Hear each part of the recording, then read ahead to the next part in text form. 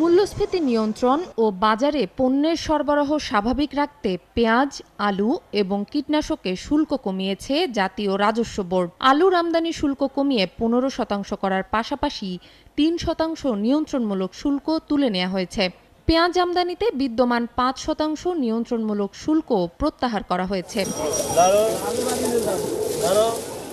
এদিকে কীটনাশক আমদানিতে আমদানি শুল্ক 25% থেকে কমিয়ে 5% করা হয়েছে। তুলে নেওয়া হয়েছে নিয়ন্ত্রণমূলক শুল্ক ও ভ্যাট। এনবিআর জানায়, আলু ও পেঁয়াজের মোট চাহিদার সিংহভাগ মেটানো হয় অভ্যন্তরীণ উৎপাদনের মাধ্যমে। আমদানি শুল্ক কম থাকলে দেশীয় উৎপাদনের ওপর চাপও কম পড়ে।